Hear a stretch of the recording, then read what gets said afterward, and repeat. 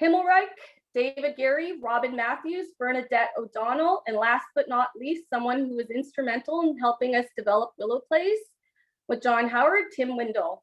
I also just want to indicate that Robin will be opening the session and acknowledging the Indigenous lands they are currently residing on.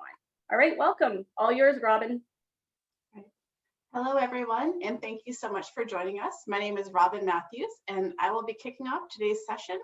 I'm meeting with you virtually from the Stolo territory, and as part of my commitment to reconciliation, I would like to open the session by acknowledging with gratitude the many traditional territories that we are gathered across today. Acknowledging the traditional lands shows a recognition and respect for Indigenous peoples, past and present, and their presence on this land in connection to Mother Earth. Now, before we get into today's discussion, I just wanted to bring us together with a moment of silence. It seems as though our days are constantly being filled with inevitable back-to-back meetings and competing priorities. And in my practice, one of the things that I have found helpful is practicing a moment of mindfulness to help engage awareness and prevent my mind from wandering during meetings. So today I wanted to share this practice with you. So I'd like to start us off by just taking a minute for us to be present in this moment together. You can bow your head, you can lower your gaze, you can close your eyes, you can turn off your camera. And I'd just like you to embrace this silence. During this moment, I want you to move your body into a relaxed and comfortable position. I want you to acknowledge your own personal reflections and be mindful right here and right now. I want you to be mindful of the sensations in the body.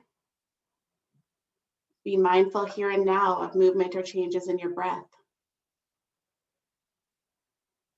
And be mindful always of activity in the mind itself. Relax any areas of tightness or tension and feel your breath. And as you feel your breath move in and out of your body, I want you to make a commitment to yourselves today to stay mindful of body and breath and mind. And as we move through the conversation today, I want you to hear the messages that are meant to be shared. And I want you to offer yourself some appreciation for engaging in the session today. And now I want to ask you to raise your head, raise your gaze, and come back to this moment. And thank you. I hope you enjoyed that brief check-in with yourself and feel ready to get the session started. I appreciate you guys all for joining today and for being so passionate about FASD and motivated to better understand a neurodiversity that doesn't really present like others. FASD is incredibly difficult to understand. It's complex, and that's because development is so intricate and complex itself. And there are so many things that can impact the developmental trajectory of an individual. Today, we'll be speaking specifically about the developmental stressor alcohol, but I want you guys to remember that it's never just prenatal alcohol exposure that results in some of the difficulties that people with FASD present with. There's all kinds of developmental impacts and developmental stressors, and they each impact somebody differently. With FASD, whatever cell is developing at the time where alcohol exposure is experienced, that cell development is disrupted. And when FASD was first being diagnosed, we used to think it was just the brain that was impacted by alcohol exposure. But now we know better, and we're learning that alcohol impacts the entire body, not just the central nervous system. FASD is a unique neurodiversity in the sense that we can't see it. The facial features often associated with FASD are only present in approximately 5% of the people diagnosed, and I truly think that's an overestimate. In most incidents of prenatal alcohol exposure, all we're given to understand about how somebody is impacted is their functional symptoms. So in a sense, their behavior. So we really need to be detective of sorts and learn about the person. And if we don't try to understand, acknowledge, or accept that their functional symptoms are a result of their disability, we make false assumptions about their abilities, their intent, and their behavior, and we miss what's being communicated to us. Most neurodiversities have a really flat profile. We can think of Down syndrome or other disabilities. An example of this would be somebody's ability to communicate matching their ability to understand. The developmental age does not match the chronological age, but it matches their presentation. And then we can fairly confidently assess and make assumptions about somebody's needs. FASD is different. People prenatally exposed to alcohol do not have a flat cognitive profile. There are peaks and valleys, strengths and challenges. Someone could look 19, have the expressive language skills of somebody who's 16, and understand like a 7-year-old. And the only evidence we'll have of this is the disconnect between what somebody says and what they do. This leaves a person really vulnerable to us because when we meet somebody, we make a split-second decision about their ability based on their presentation.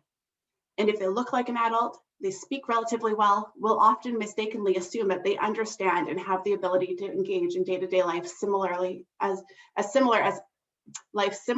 a neurotypical person.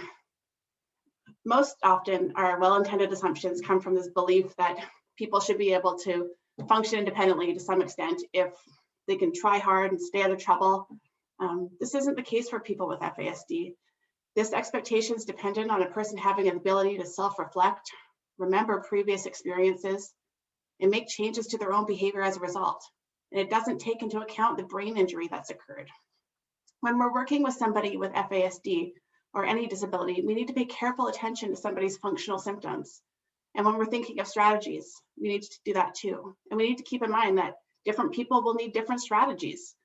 By looking at brain functioning and how the brain works as the basis for somebody's behavior, we can start to understand that person. And when we shift our thinking and start to see how the brain is the why of the behavior, we can clue into what somebody wants or needs or might be trying to tell us. Diagnosis, no diagnosis, other diagnoses, whether it's alcohol related or not, if we engage with a person and understand their brain and how it works differently, we can learn from them. FASD has a really grassroots beginning here in BC. It was largely parents who initiated and pushed for assessments and subsequently diagnosis. They advocated for community supports. They spearheaded awareness campaigns. They advocated to change legislation. They provided education to the community and to professionals. It's the parents and caregivers of people with FASD that have largely been the catalyst for where we are today. And it's through their efforts to seek understanding, equality, accessibility, and acceptance for the loved one that drives this movement to create change and better understand people with FASD. The synergy between parents and caregivers and professionals who may or may not be parents, caregivers, or family members themselves is what makes the FASD community unique. And now we're hearing the voices of the individuals themselves empowered and willing to teach us about FASD and letting us know how to support them. We all have our own why for why we're here, why we do what we do, our purpose, our beliefs that drive us. But today we're here for a common purpose. We want to better understand how to support people with FASD. And that's not unlike how the five of us who you'll hear from today came together. Bernadette, Tim, David, Miles, and myself, we all bring our own why. Different knowledge, different perspectives, different experiences. And alone, we do important work, just like all of you guys.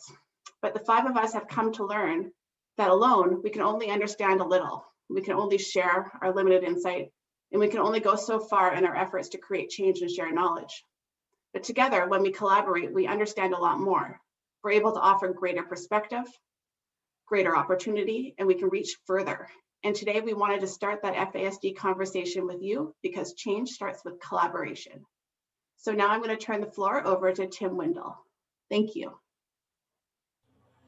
Okay, thank you, Robin. Thanks for that introduction.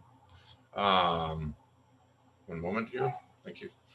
What I want to talk about is, first of all, good morning, good afternoon, wherever you're located. I guess it's still morning here for another 15 minutes.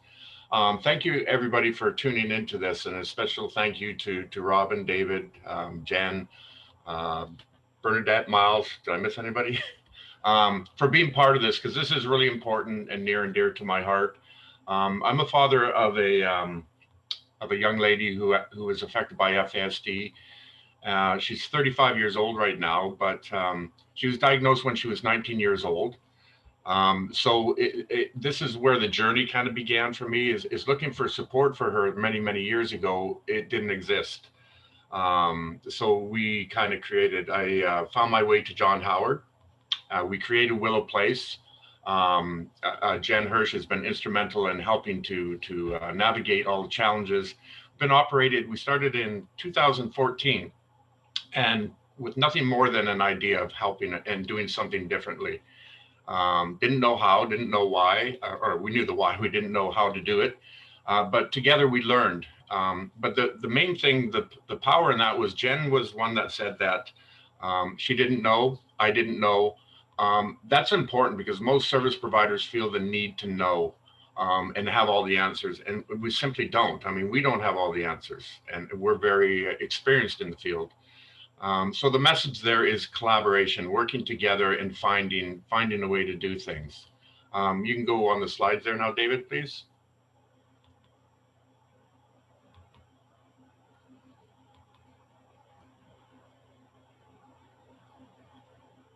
No? Okay. Okay, so ripples of hope, that's just a visual, and we'll go to the next couple there. Center-driven support, self-explanatory. And so this is a slide I want to stop on because this is really important. Bernadette helped me with this. I was always trying to articulate, what is our program about? We've been operating for 7 years. Why are we different than traditional supports, if you will? And I think it's because we really rely heavily on the individual in the middle. So as you see, there's the individual in the circle in the middle, then the family, staff, caregivers, service providers, CLBC. So all the different components that are needed in order to support somebody in a good way. But it all has to start with that person in the middle. So all the people on the outside rings there must listen. Traditionally, I think what we do is we go from the outside in. So we think we know best, and we do what we think is best for that individual. And we're assuming things and we're guessing. But instead of assuming and guessing, it's probably a better idea to listen. Simply listen to that individual, find out what their needs are, what they need, and how can we best get them. It's a journey for them, it's a journey for us. Our journey and our job is to learn and to serve that individual in the middle rather than the other. We're all here for them. So it's important to keep the conversation, not just once or twice, but indeed in our program daily, checking with that individual to see if things are going good, where do we go from here, and allow them to create their own life. We're there to support them and where they want to go. And we don't know where that is until they tell us. So yeah, that's simply about that. It's a journey of understanding. We have to listen to their words, but also to their behaviors. What do their behaviors mean? Do they match?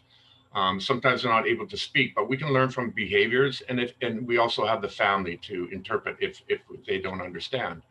So it's all about asking the right questions, I think, from CLBC to John Howard, to the great staff that takes care of my daughter. Those are all reasons for success, not without challenges, but we handle all the challenges and figured out what not to do, make mistakes, correct, and then be flexible.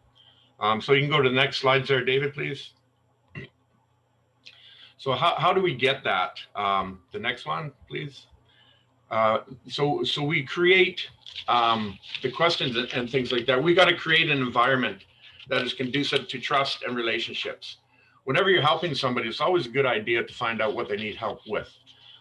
So how do we get that? We got to create an environment that's safe for that individual to say what they need, because they've been hiding all their lives, maybe hiding their disability, maybe hiding that they want help.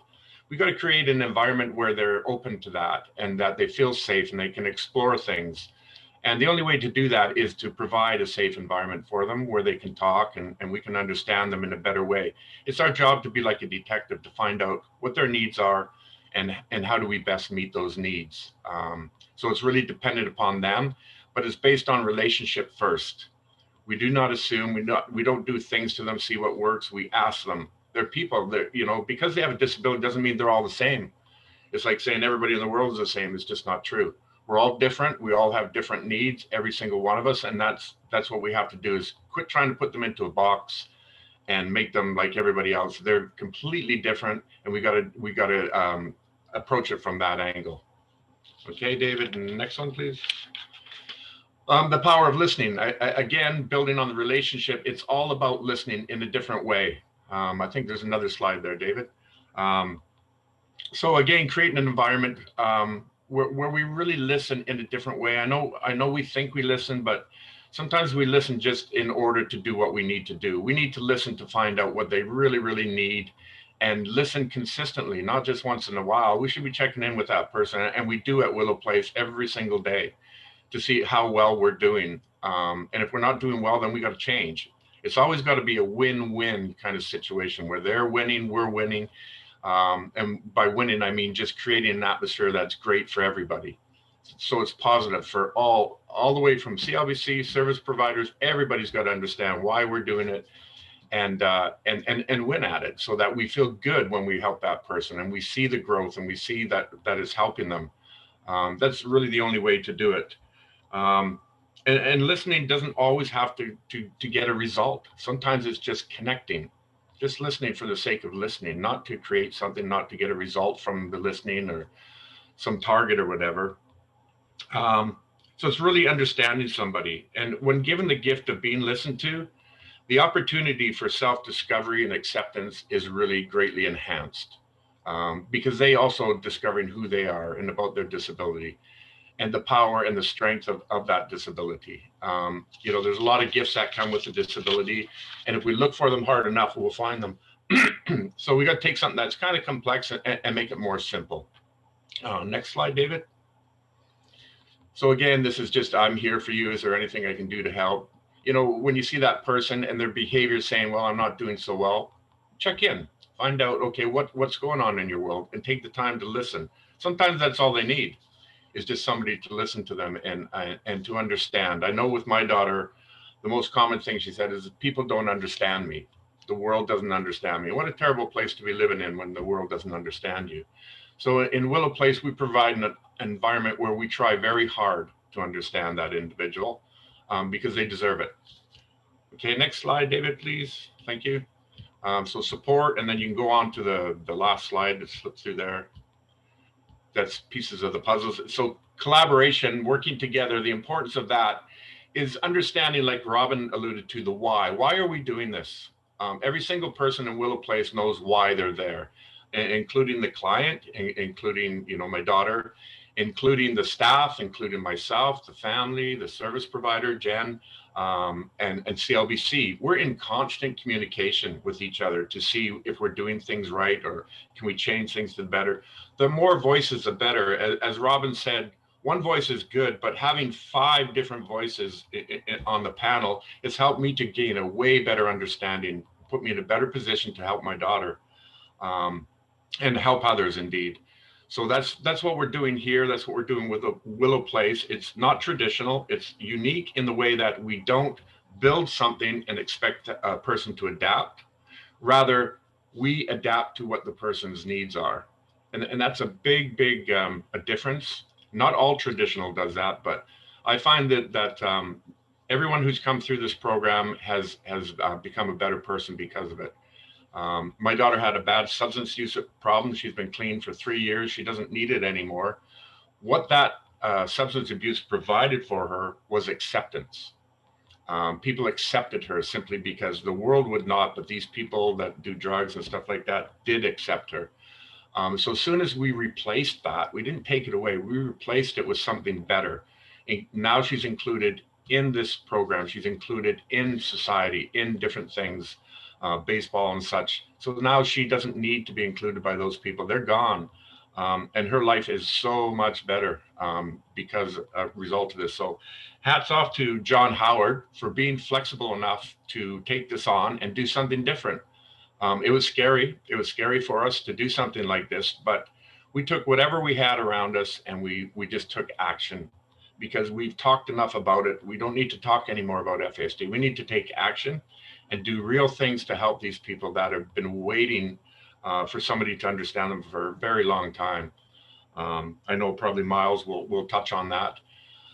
Yeah, so that's basically all I've got on this. I just wanted to highlight the important things that why Willow Place is successful, and what we all can do is just kind of grow together and put ourselves in better positions to help individuals that really need us.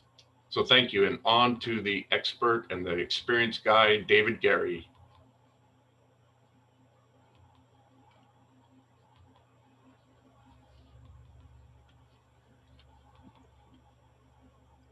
I'm struggling to get the slides going. I'm just going to restart the slides, everybody. Pardon the delay.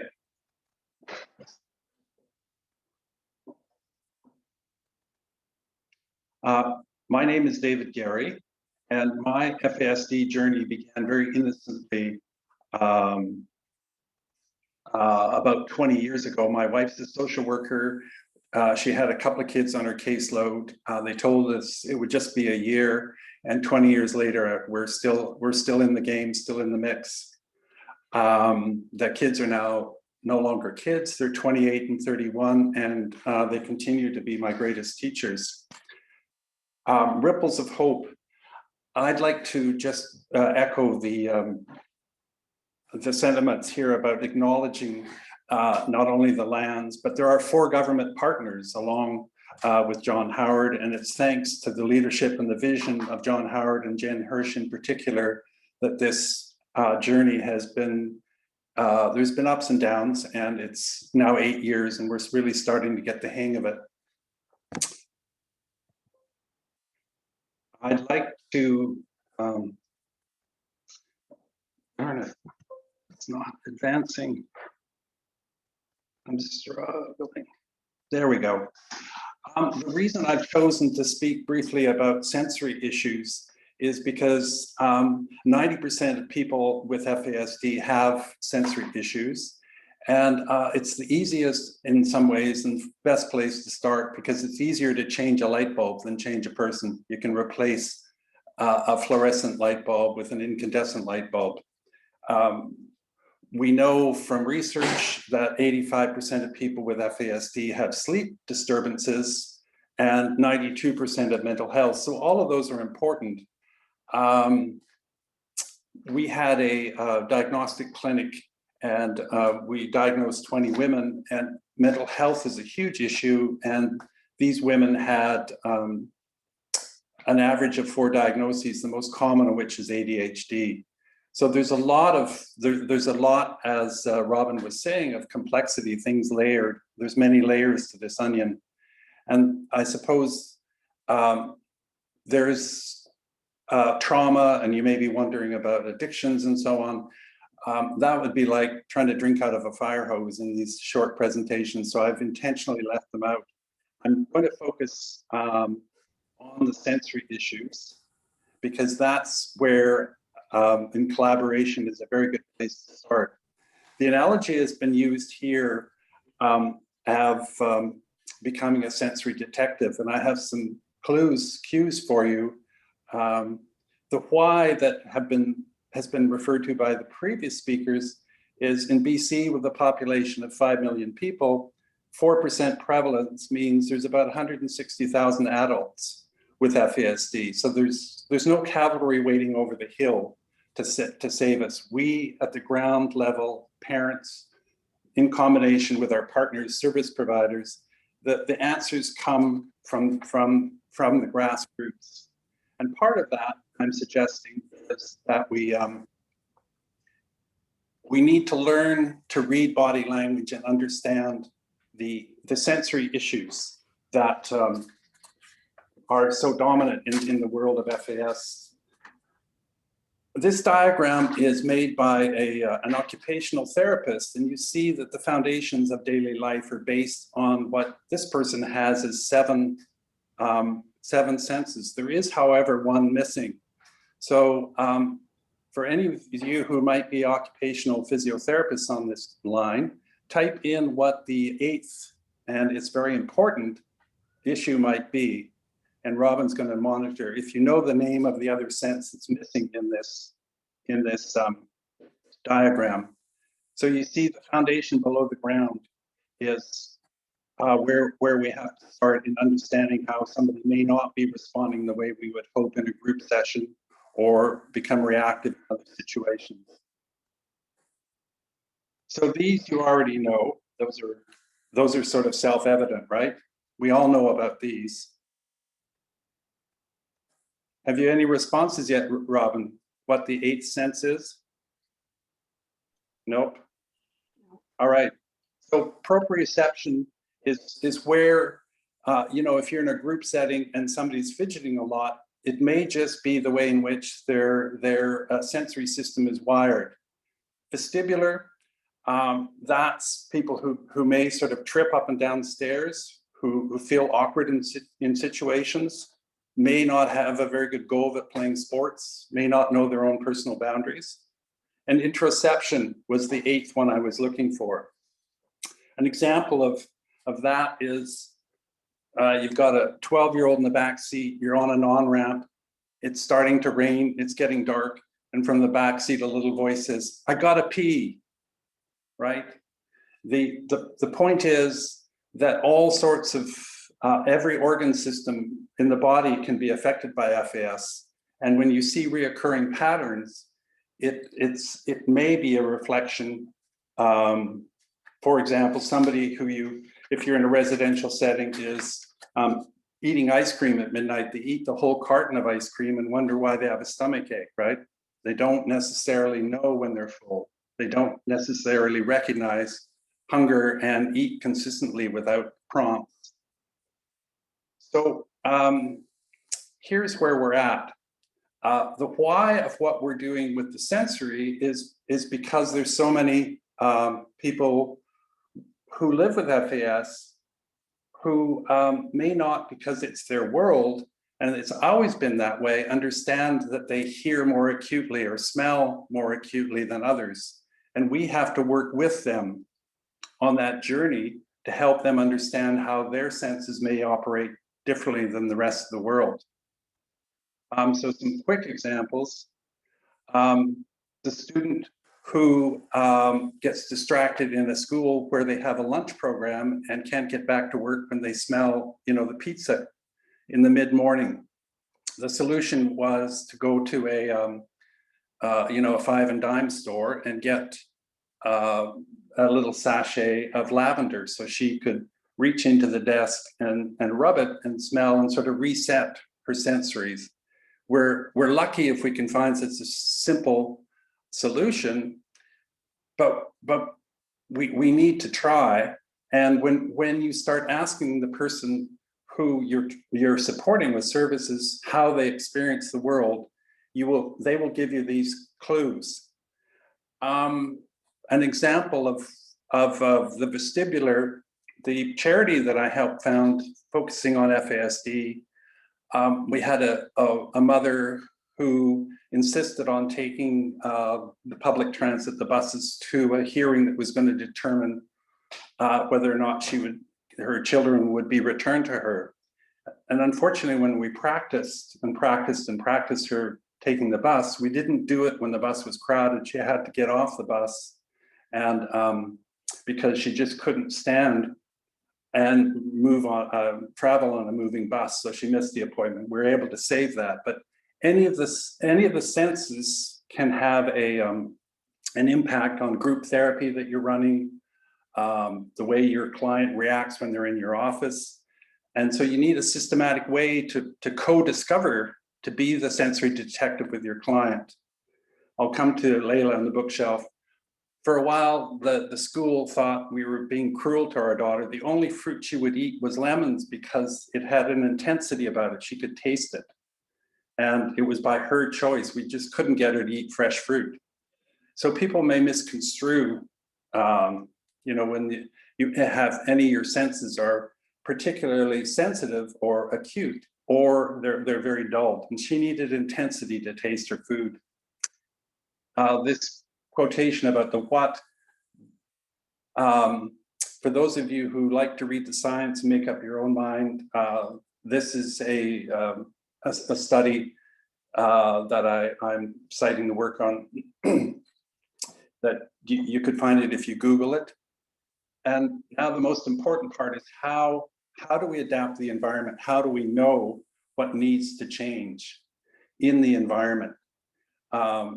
Since with 160,000 people, we're not going to be able to get occupational therapist sensory assessments done with each person we work with. We need to learn to become the sensory detectives ourselves. And I'll put a link up where you can connect with me later for the 4-page how to work with somebody, a guide to going through an environment, a room, an office, wherever, a residence, wherever you're working with someone with FAS. The picture here is on the manual developed by the oldest charity on fetal alcohol, the Cowichan Valley FASD Action Team. And the woman on the left, we did an FASD walkabout, an assessment at the Royal Jubilee Hospital. And the purpose of which, and it's the manual, if you connect with me, the appendix is how to work with somebody as fetal alcohol, walk around a building and assess it. And we were in the head nurse's office, and Layla leaned across to the woman and said, the shelves, the walls of the office were completely lined floor to ceiling with books. And Layla said to her, "Lady, if you want me to pay any attention to you, you better cover up them books because they're much more interesting than you." So that's the point. The plainer and simpler you can make success, you will find out really just by asking somebody how they feel about being in a room, what they see, what they notice, what they hear, what they don't. So there's my email address, so you can connect for that manual. And I had a thought recently. Our daughter is working at a deli in a supermarket, and I wonder, type yes in the chat box if you've ever had a performance review by your boss. So recently, and Robin's going to keep tally, recently Angel was invited in with her boss and her boss's boss for a survey working in the deli. And she was given good feedback, like she's very conscientious. The meat gets sliced, it can go off and make people sick. So she's conscientious about that. She's really pleasant with the customers, but they said to her, "We'd also like you to be a bit friendlier with the staff." And she was a bit puzzled at first because she wasn't sure what she should do. Not all three were necessarily in her scope. So she said she'd work on it. So here's the question. Have you ever had a job performance review and you conclude with, you say to the boss, "So are we done here yet? I'm 20 minutes late for my shift." So the point is that she's very direct and she's very honest. And sometimes the feedback you get may feel a bit sarcastic or a bit difficult to hear. But my concluding thought, one of my mentors, Key Warner from White Crow, said, "It's never a hand down, it's a hand across." And our job is to find their gifts and talents. And that the Creator gave some gifts and took away others. So our job is to find the gifts and work with them, because you can only build on the strengths, not on the deficits. And there are plenty of gifts. Thank you. And now I'd like to ask Bernadette to tell us about her work.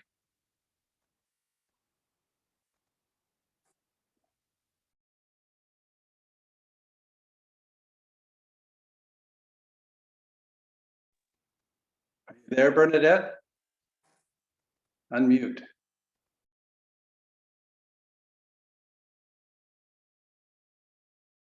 Bernadette, you're on mute. Okay, there we go. We're all back in business again. Thanks, David. I'm Bernadette ODonnell, and I'm the founder and the executive director of an assessment clinic that's in BC. We diagnose adults with FASD, and we offer them continuing ongoing support to them and their families after they've been diagnosed. One of the experiences I had, David, with working with sensory was around a client who was always homeless. And when we were able to give him a home, he just could not deal at all with having to now have all this space. And so he would set up his tent to continue living inside what was familiar to him, because those sensory issues hadn't been taken care of. So just a heads up that those sensory issues show up in all kinds of different ways. We talked about, I'm going to move into talking about how do we actually do assessment and why do we do that? And most of the people that you guys will likely be working with will probably be undiagnosed. David, if we could just move to the next slide. Thank you. Well, the people that you're going to be working with, as you heard David spout off some incredibly large numbers, the people you're going to be working with will likely either be undiagnosed or they will be misdiagnosed. And then that plays a big bonus onto you as an individual supporting these people to be able to recognize and listen to what they're saying if they have been not diagnosed. So misinformation is out there, everyone, with regards to FASD assessments. One of them is that adults with FASD, they don't need to be diagnosed because they've all been diagnosed as kids. And just by listening to the numbers that David spouted off to us, we know that that's not even close to what we're capable of doing with the small amount of assessment centers that we have across Canada. The second one is shame and blame. And I think we have to really stand up and talk about this piece. Most mothers don't know that they're pregnant when they're consuming alcohol in those early stages. We have to step away from looking at the amount of alcohol that is being consumed by mothers and instead looking at our communities. What is out there that we're supporting? How are we supporting our mothers who are at risk? What's going on to supporting a pregnant person who is working with developing a child? So it's around those supports that they need and away from shame and blame. And the third one that I want to talk about a little bit is around why diagnose them? What's the purpose? If they have been diagnosed with an FASD or suspected of having that, what's the purpose of having an assessment? And what's really important with that is that having the assessment is what will change the entire trajectory of that individual. All efforts to reduce the prevalence of homelessness and reduce a client's discomfort, those will all fail unless a diagnosis is made. So stepping up and referring them for a diagnosis is essential. To have that assessment, we need to have a team. Tim has been talking about collaboration, and so did Robin talk about that. Having an assessment is a very costly process at this point in time. So the Canadian Diagnostic Standards, they want us to be able to have a team of assessment professionals. And those are all individuals, physicians, psychologists, occupational therapists. There's a whole list of individuals that we call on to be a part of that process. But a job that's well done will identify not just the cognitive issues, but will also identify the physical issues that are bothering these individuals. The team is always coming together and talking and asking the question, why does blank happen? Why are they in so much pain? Why is it that their kneecap is way above where their knee should be? Why is it that they can't hear us? So that collaboration piece is so essential even at the assessment stage. But what comes out of the assessment, once an adult has been diagnosed, they now have access to education. They can go back to school and have an amazing amount of supports that are government, backwards please, David. They can go to school and get their training for trades. They can have those dreams come to reality for them because now they have access to supports. They have access to mental health. They're not regulars coming into the ER and the nurses are rolling their heads, oh, it's him again or her again. No, now these individuals are able to stand up and they're able to self-advocate and say, I need help with this. After a diagnosis is made, they're able to access the disability tax allowance. They're able to save money. They're able to go into treatment centers that provide them something that is of meaning. So many of our clients, they go into a treatment center and they'll say, well, it's the 11th time I've been through AA. So then the question is, something is not working. So it's what is the correct addiction program that these individuals need to be in, and how can we give the recommendations to the team that are working in that addiction center so that they know how to make that program meaningful to that client. They have help or supports with the community. They have housing supports now.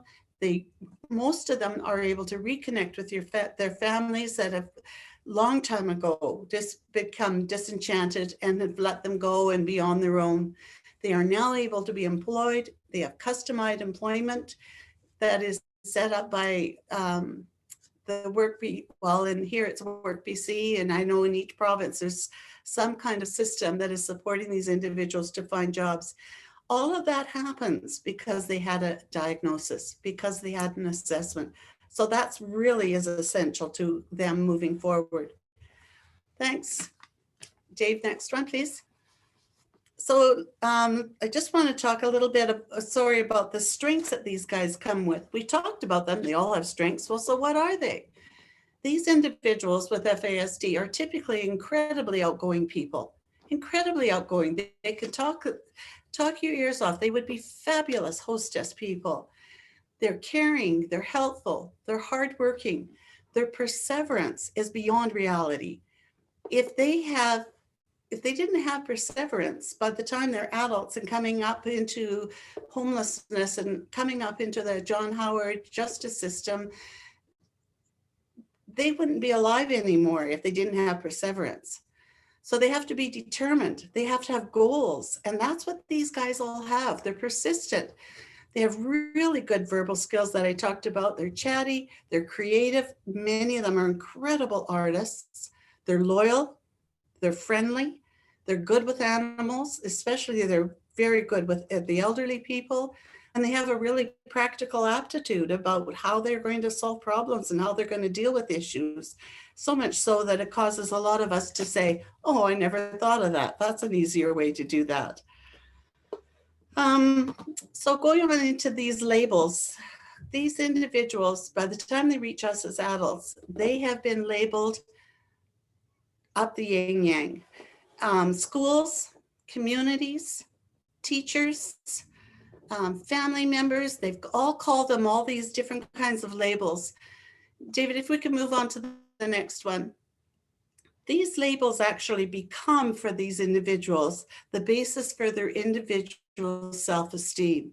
It's the basis for their identity. So if they've been going through school or going through their families' years of development and be called non-compliant or uncooperative or unmotivated, that is just deadly. How do you resume hope? How do you maintain a heads-up attitude and resilience when you're being accused of being manipulative and resistant? And we see that coming through in our reports constantly. In report cards since kindergarten, these are the labels that are used. These are the labels used by lawyers. They're labels used by the prosecution. These are labels that are used by so many social support systems. And what I really want us to know is that they are not non-compliant. It's because they are overstimulated. They don't know what to do. They don't know how to start the task and they don't know when they're done. They're not uncooperative. They're exhausted of trying and trying and trying and not getting success. They're not manipulative. They just need our support to be able to show them how to start, where to start, how to get from A to B. They're not resistant. It's not that they don't know where to start. It's that they don't know what's going to happen. So they might know I want to go to a painting class, but I don't know how to get the paintbrush. And I don't know if I go to John in the paint shop, well, how will he react to me? What will happen if he says something demeaning to me? So the fear of the unknown is huge for them. They're not unmotivated. They're trying hard and they're tired. They're tired of failing constantly. Now, these labels will show up all the time for us as we're working with our clients. And I want to tell you a little story because it's something that has to, even myself, who's been involved with this population for over 40 years, I had an experience with a client last week who was on the island, and the lawyer and our physician has been trying to contact this person for, I don't know, 3-4 weeks. And every meeting was set up. The person never showed up for it. Every phone call, they were never there for. And nobody could find them at the right time and the right place. And so we even started to say that they were non-compliant and they're being resistant. How are we going to get this person diagnosed for the courts when all of this is going on? And when we met with him, we just asked him, tell me about why it's so difficult to meet your deadlines for the meetings or be on time for a phone call. And he pulled out of his pocket his phone, which was totally smashed. There wasn't a hint of glass on it. So of course his Wi-Fi isn't working properly. Well, do you have any other tools that would help you with technology? No, I don't have access to anything. And he couldn't go to the library because that was one of their conditions. And so this poor individual had no phone, he had no sense of technology in order to connect with us. So he wasn't being uncompliant, he wasn't being resistant. And it was only through asking him, help me understand why this is happening, that it became clear, and it was all resolved within 10 minutes. So next slide, please, Dave. What I really wanted us in just closing for my section here is to take it, these are not choices. When things go awry, these individuals are not choosing to do that. They are choices that are made to adverse outcomes. They are consequences to the inadequate interventions that we have set in place. So if they're not wanting to go shopping, it's because we haven't set up that shopping experience in the way that is meaningful and of value to them. Next one, please. FASD, informed practice, means that we have to take them away. We have to stop viewing them as failing, as not doing well in that setting, and changing that to viewing the program design of not meeting their needs. So it's not the individual, it's us in planning and talking to them and including them, having the family meetings. These are individuals, this is their home, they are a family. What do they have to say? And Miles talks about nothing about us without us. Include them in all those meetings, include them in the staff meetings. They're the ones that have that information. They're the ones that know how they want to make the house run. They're the ones that know about the nuances of the person living in the room beside them and how safe they are. So important to us to reflect on what is it that we are doing. Is our relationship with them based on trauma and abuse, or is it based on building them and listening to what they need? Next one, please. So my takeoffs from what I wanted to say is, please get them diagnosed. Stop and listen to what they need. And there's my access information if you want to know more or learn more about the possibilities in working with the clients that you have in the courts and in your new housing. Thank you.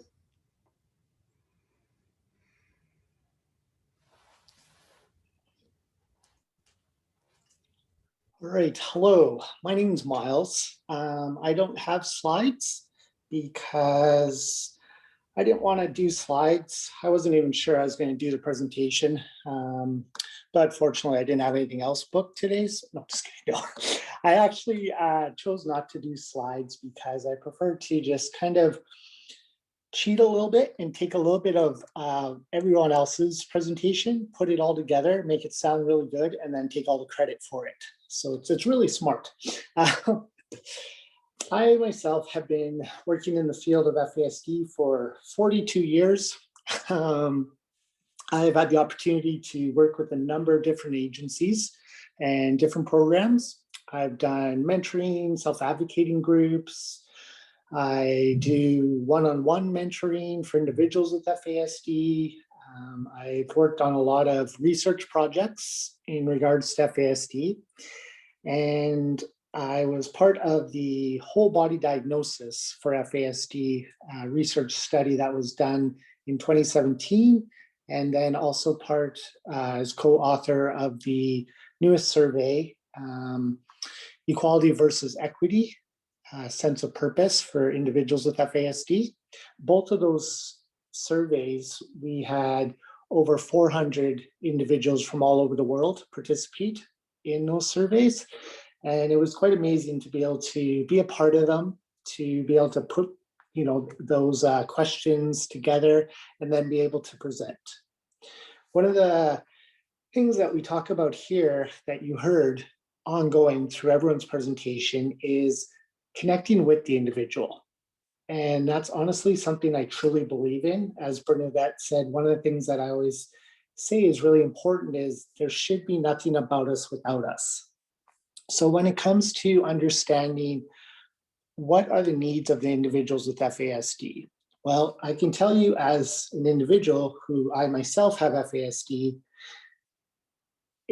I've had so many people around me try to say, this is what you need. You know, I attended conferences for so long hearing, this is what they need, this is what they should do, right? And you know, trying to fit in that box. It was, you know, Tim had said that earlier, and for a second it took me back.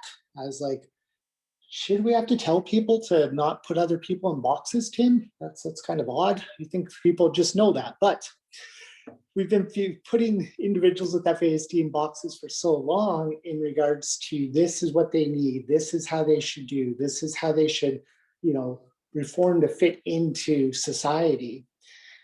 When we stop and take the opportunity to talk to the individual, that's where you're going to see a lot of different changes happening, because that's where you get to hear and see things from a different perspective. When I had the opportunity to collaborate with these other great people here on this program, one of the things that really made me excited and want to be a part of this project was the fact that it was driven from the individuals themselves. Tim said how he was looking for supports and there wasn't any out there. So he went and started to bring some in. And so that was quite amazing to be able to hear, you know, how someone said, okay, well, if it's not there, we'll make it, right? But then also too, as the last few months have gone on and we've been working together, hearing the fact that when it comes to, you know, the needs of his own daughter, how it's about talking with her, right? You know, again, it's not talking about her, it's not talking for her, but talking with her, and that importance, right? Because as David shared about the sensory issues, you may think an individual's just being picky and you know, being aggressive, but if you sit down and talk to them, you might actually find out that the buzzing from the fan or the lights or something like that might be uncomfortable for them, right? So again, speaking with the individual to offer an environment that is one of safety and comfort, right?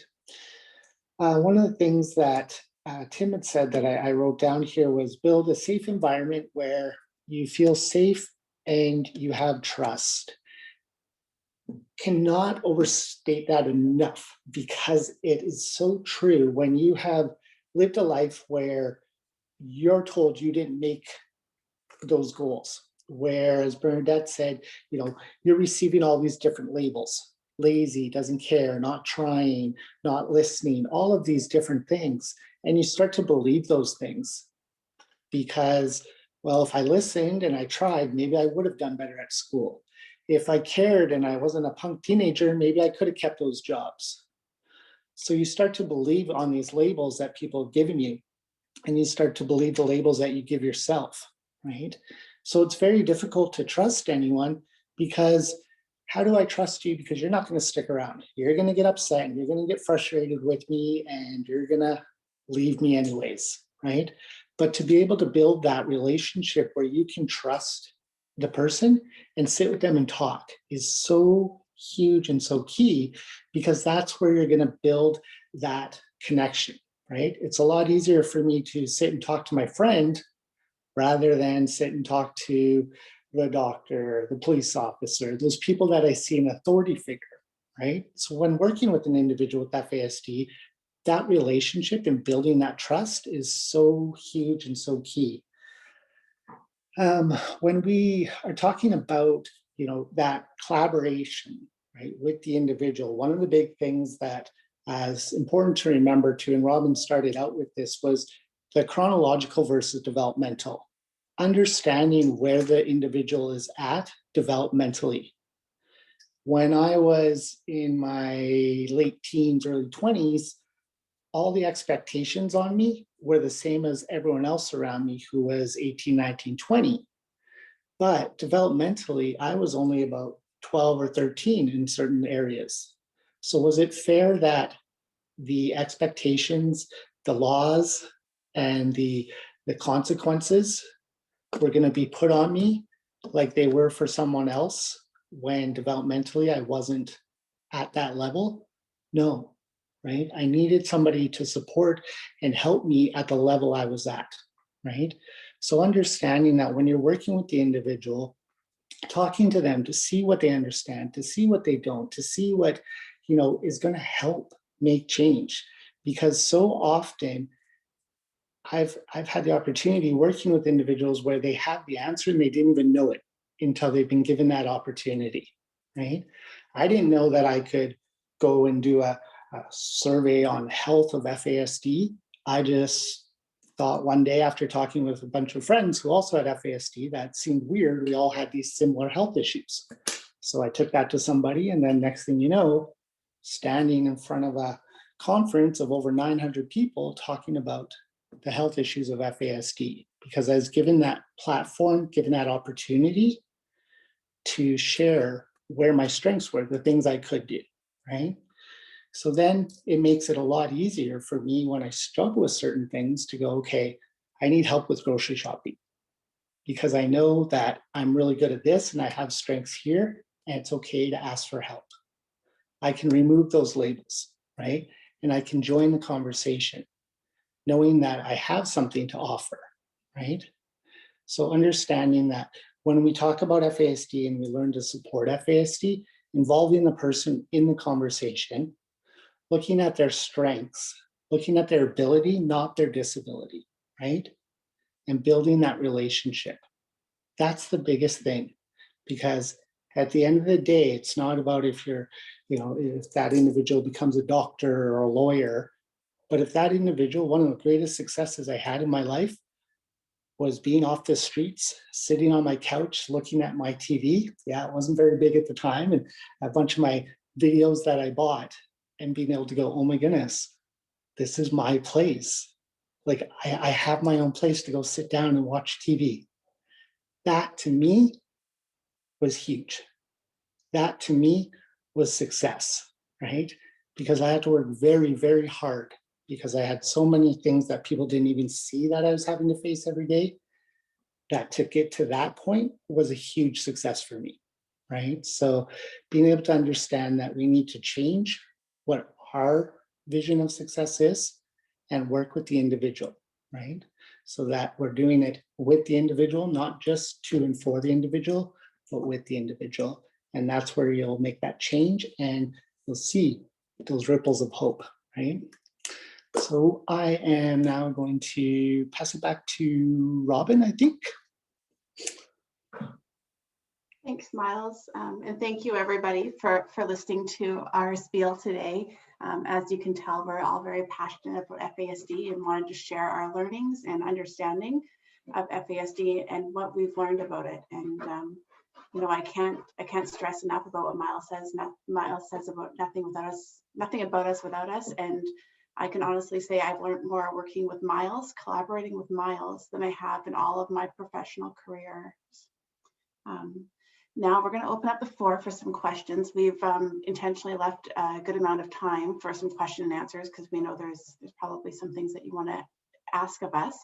I'm going to start us off by directing a question to Bernadette that came in through the chat box about the assessment process. And we have somebody who's inquiring about prenatal alcohol exposure and whether confirmation of prenatal alcohol exposure needs to come from the mother directly. And recognizing that can be a difficult conversation to have. And is that still the same? Bernadette, over to you. Oh, you're on mute.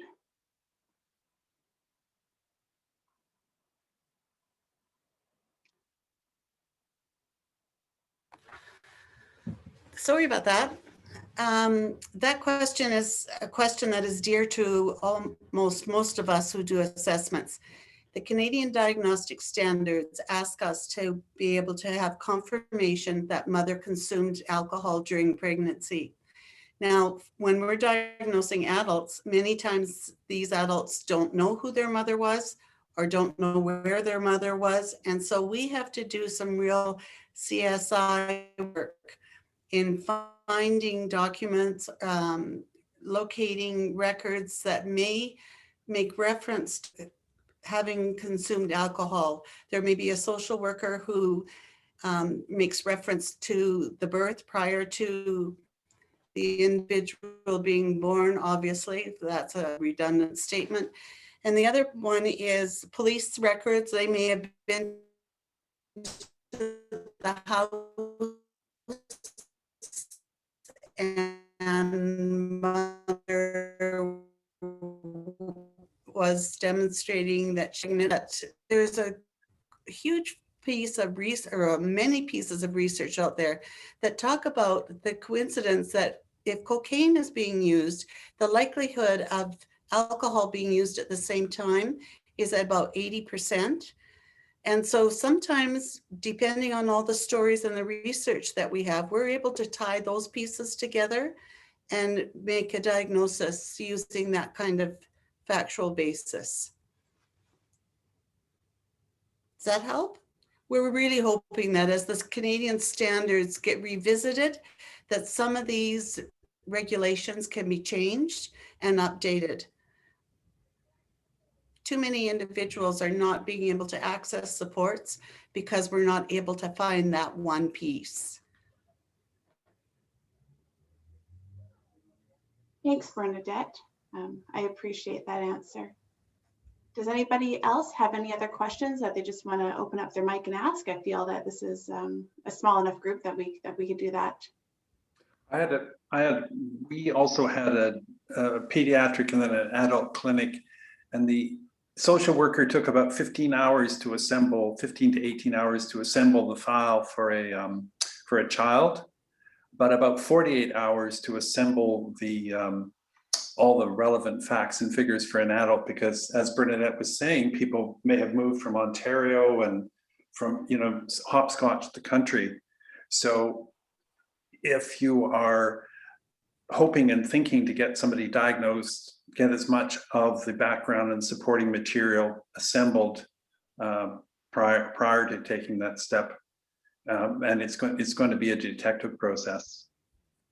Thank you.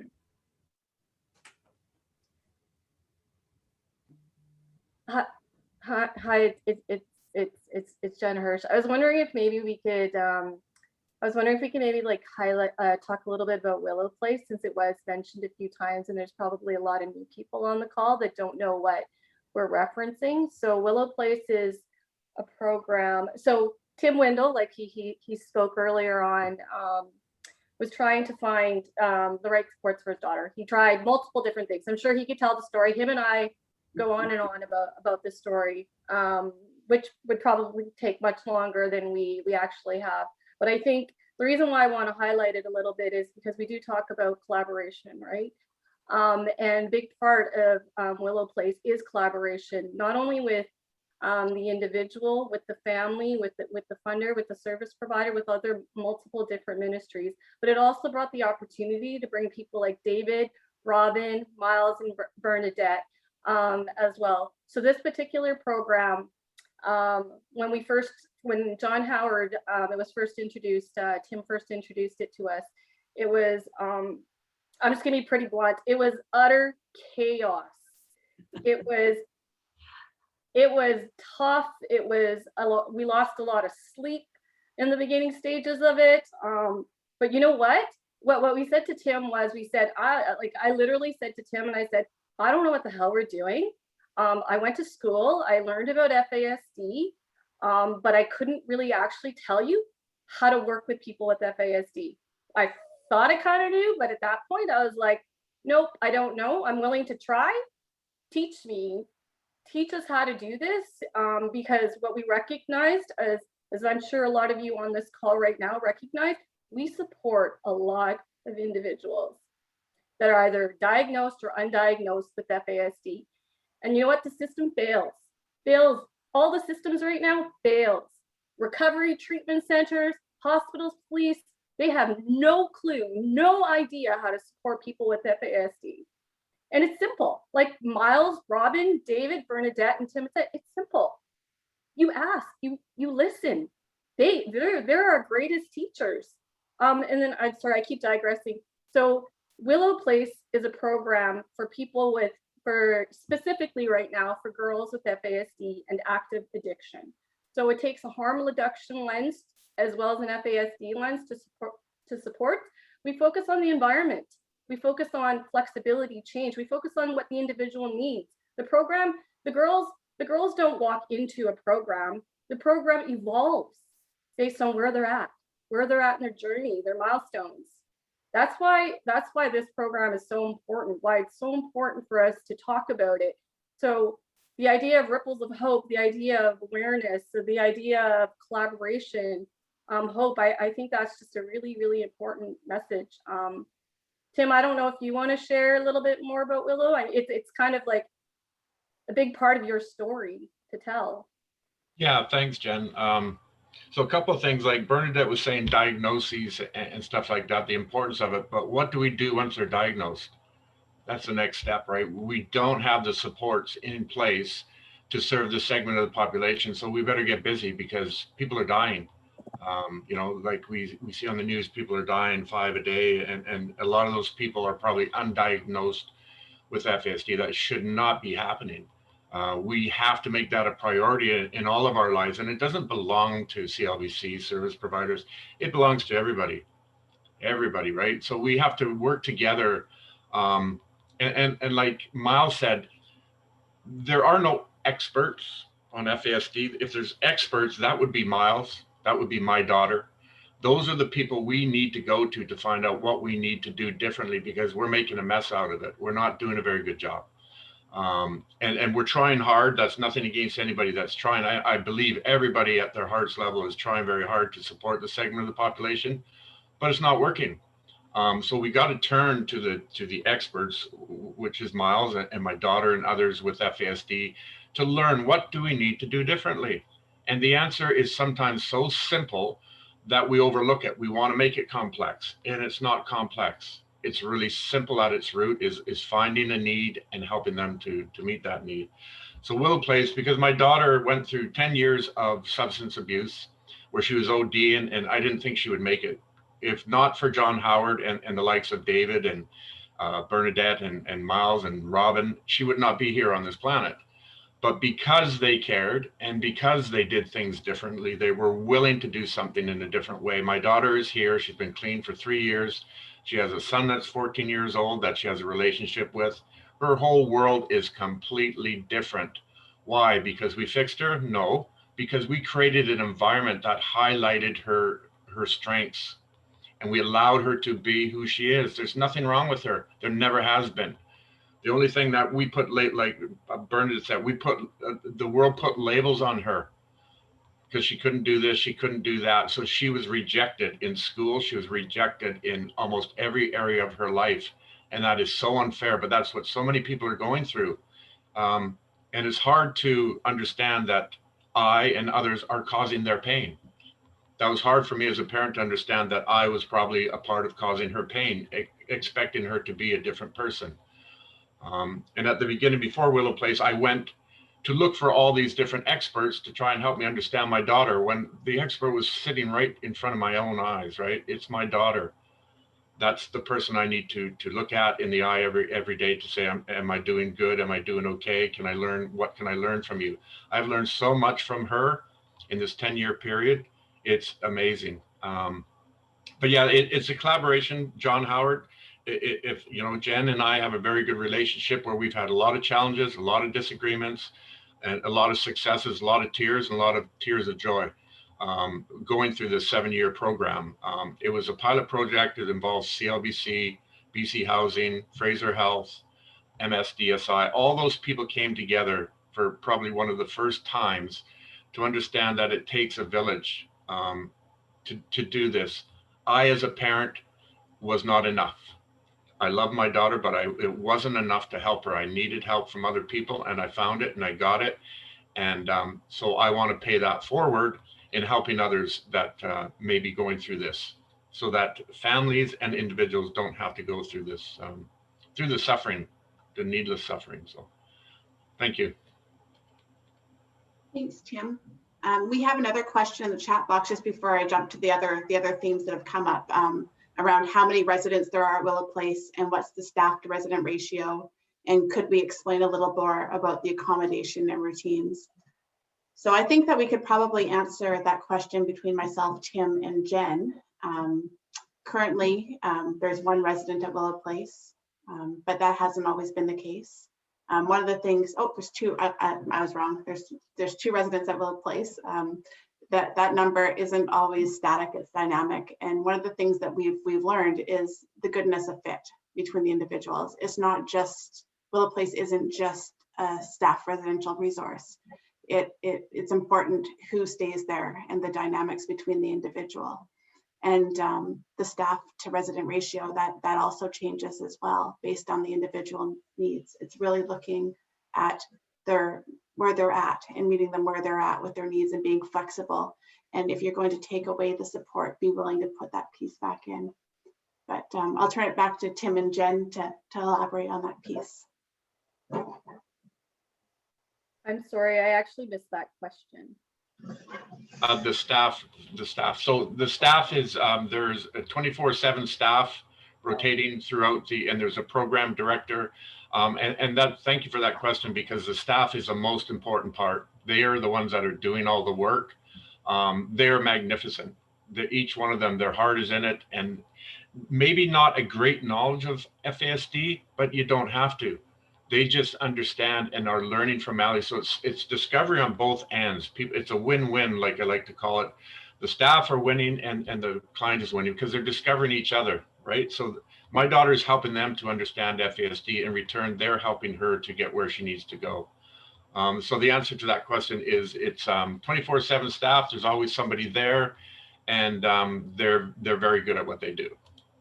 The original intent of the model was sort of a supported living model. So the supports were available 24 hours a day. It's actually not deemed a typically a staff residential model. The recognition is our most when we first the program first originated, our most active time of the day was between probably like 11 p.m. and like 4 a.m. That's where we saw a lot of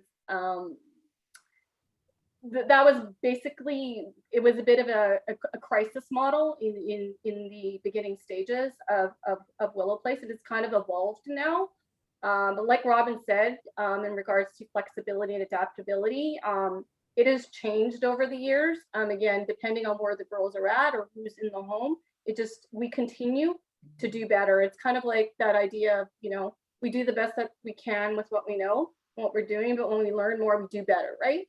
So I think that's kind of the evolution of it. It continues to have growing pains, but it continues to move forward in the forward direction.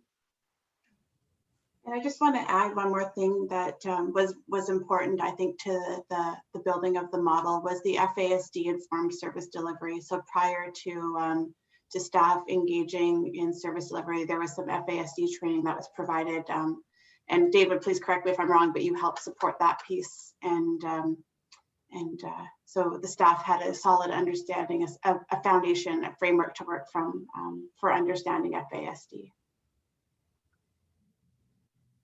We have another question in our comment or chat box from Tara, and she's a probation officer on Vancouver Island, and she's asking about getting a diagnosis for an adult because it's very challenging to get people assessed, and what other options are there to access publicly funded assessment, and if anyone can offer any tips or insights.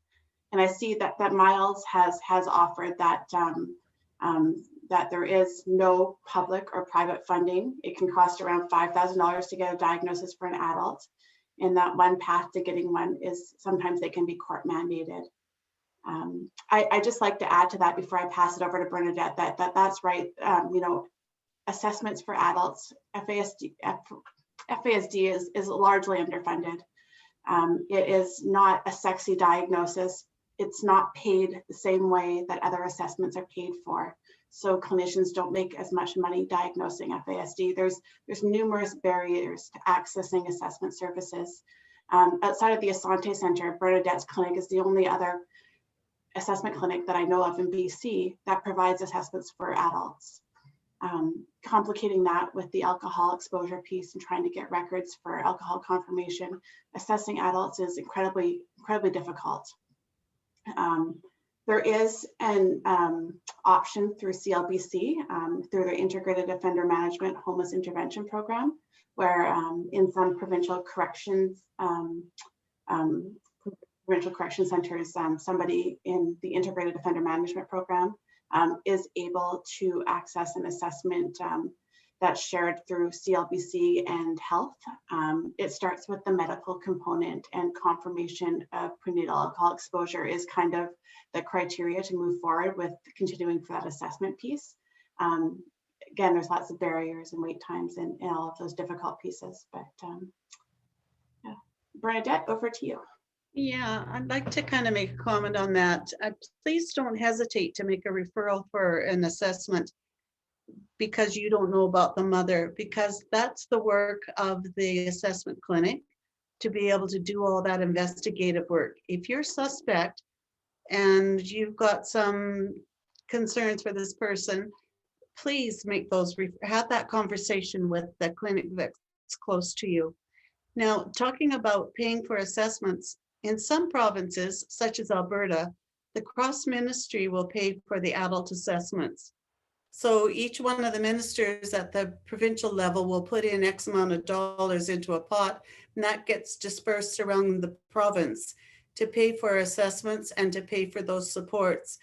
That happens in other provinces as well, but in particular in BC, that doesn't happen. So those are the conversations that I believe we're still trying to open up and still trying to have happen. And there's hope for that, with the representative for child and youth is speaking up now with regards to how can we make this more possible. Please don't hesitate to not refer a person just because you don't know about the mother. Let us take on that work. And was it, I'm sorry, what was the name of the person who asked the question? Tara. Tara, I wanted you to know that we do come out to the island and we do assessments. We are the only assessment clinic in the province who will go into the institutions and who will work with the courts to be able to diagnose an individual who is in the process of being involved with the justice system. So we're looking at opportunities to open up, but we are certainly available to come out, and we are available to be able to have clients come to us. I just want to add a quick comment just to make sure that when you are working with and supporting any individuals that maybe don't have the diagnosis, or that you yourself maybe suspect that they might have FASD, please make sure that you leave the questioning to people who are trained in asking the mother about alcohol intake during the pregnancy and those things, because a lot of well-meaning people have gone into homes and simply thinking, well, if we get the mom to say yes, then we can get the diagnosis and we can support this individual, right? And not realizing the impact that a conversation like that can have, and how after you leave the home, the family is still perhaps dealing with some of those things. So it's really important to understand that there's specific people that would do that questioning, and so that, you know, as you're supporting and helping the individual, you're there for them, but making sure that we're not doing any other harm in approaching possible birth mothers. I just wanted to say as well, thanks to all the people on the panel. Collaboration with you guys is really fun, and I learned a lot. And to the John Howard organization for giving us this platform. So Jen, I see Eamon on here, and Pam, who has been involved with Willow Place at different times, and Liz and Pinar. Thank you so much for giving us this platform. It means a lot to us, and I know it means a lot to you. And thank you for all the people that kind of tuned in. Hopefully we gave you some information that you can use, but at least to start the conversation. If you have any questions, reach out. That's what we want to do, is we want to build a broad network of people that support these individuals. So thank you, everybody that was involved in this. Well, on that note, thanks for stealing my thunder, Tim. I just want to thank everyone for joining us today, and thank Tim, Miles, David, Bernadette, and Robin. Again, I think we really needed this. All 5 of you inspire me every single day. I enjoy working with you guys in different capacities and look forward to continuing to work with you. I also wanted to remind everybody here to check our website for recordings of previous sessions, as well as to subscribe to our speaker series digest, and that we will also have another speaker series in September. On that note, everyone, have a wonderful afternoon, and thank you all again. Thank you. Thank you, everyone. Bye.